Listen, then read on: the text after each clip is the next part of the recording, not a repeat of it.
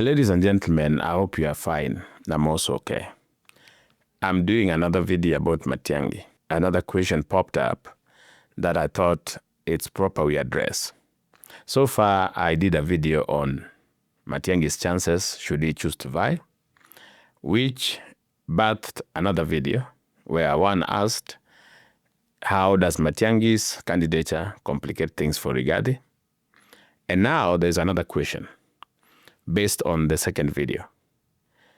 If Matiangi's candidature is not bolstering, is not improving the anti-Ruto coalition, would it be far-fetched to conclude that Matiangi, should he choose to vie, will be a Ruto's Trojan horse, so to say, or what you would say a Ruto's mole or a Ruto's stooge? Well, that is what I want to answer briefly in this video. If you're interested in that, stay tuned. If you're watching for the first time, don't forget to subscribe to the channel so that whenever we produce videos of this nature, you will be notified. Like I said, ladies and gentlemen, Matiangi's return and belief that he would vie has elicited mixed reaction. There are those who are already celebrating him as the savior, their candidate, the person who is going to remove Ruto. There are those who are looking at him as somebody who is coming to sabotage something that was already organized against Ruto. And then there are those, like I said, who are not bothered because they look at the statistics and they see that even if Matiangi was to vie honestly, he doesn't have what it takes to win. But the question has been asked, could Matiangi, based on some analysis, be Ruto's project? And those who say this are not saying it without some background. The claim is that when President Ruto and Uhuru Kenyatta took over in 2013, they say that it is Ruto who tapped Matiangi into government. Matiangi was a university lecturer somewhere, they say, and it is Ruto who reached out to Matiangi and brought him into government to serve. And remember, Matiangi served as ICT minister, Minister of Education, and of course, finally, the Minister for Interior. And he's credited for moving us from analog to digital when he was the CS for ICT. He's also credited for streamlining exam results when he was the CS for Education.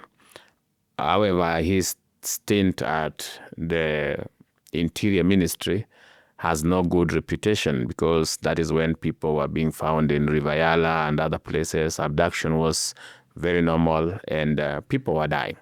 So there is mixed reaction when it comes to Matiangi. But I was telling you that these people who are suggesting that Matiangi could be a Ruto's mole argue that it is Ruto who brought Matiangi into government.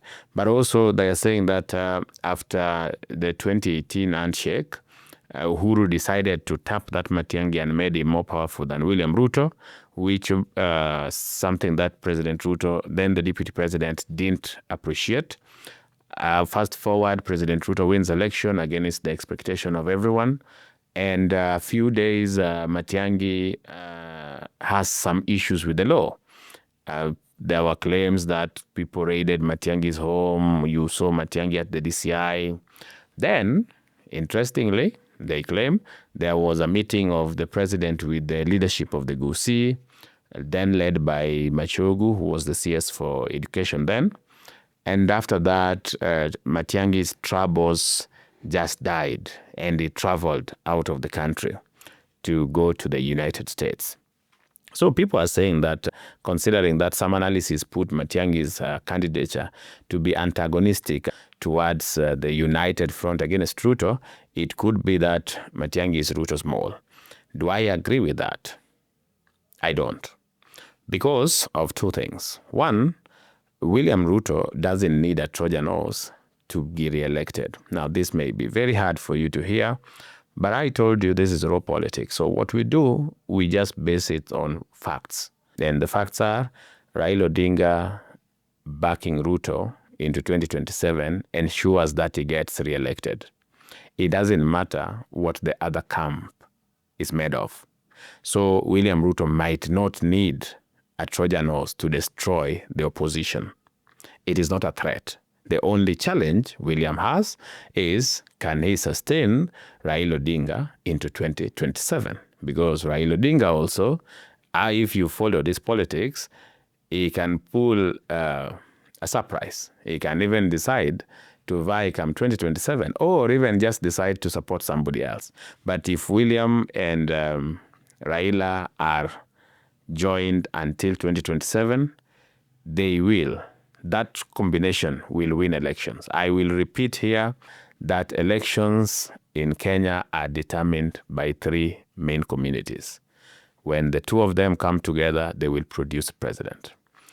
The combination is either a Kikuyu and Kalenjin, a Kalenjin and a Luo, or a Luo and a Kikuyu. In 2002, it was a Luo and a Kikuyu. They won. In 2007, Kalenjin and Luos, Kibaki stole, but Raila actually won that election. That is why Uhuru Kenyatta, knowing what the reality was, he didn't go for these other people who were telling him some stories.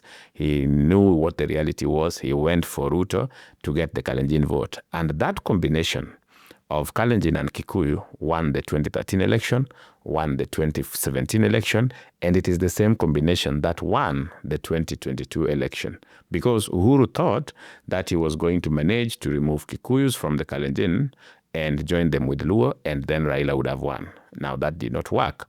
However, now things are different because majority of the Kikuyus have left, meaning that if Kalenjin and Luos join together, they will win the 2027 election with or without Kikuyus.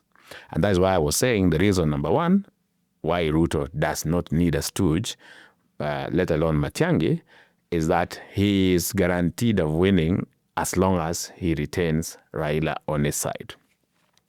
Number two, why I don't think William Ruto would need Matiangi to vie is because of the unpredictability of our politics.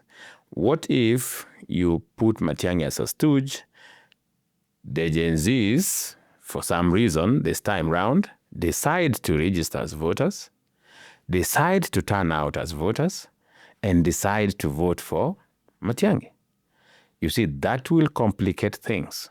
So if you had that person as a stooge, as somebody who you believe is going to divide the votes, and then somehow he gets the backing of Mount Kenya, somehow Kalonzo accepts that he is swallowing his ambitions, that puts you in danger. So I don't think the president is willing to risk having somebody like Matiangi who might end up being liked by the anti-Rutos.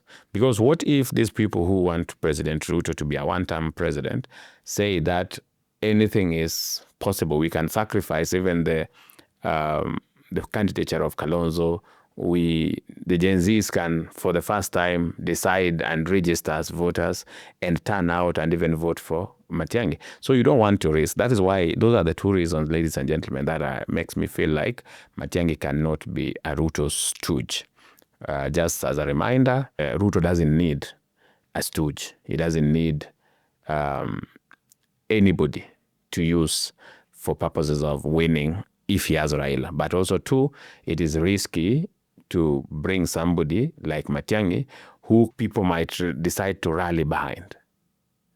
Because you have to also, if you are bringing a stooge, you have to do it the way Uhuru did with Wajakoya.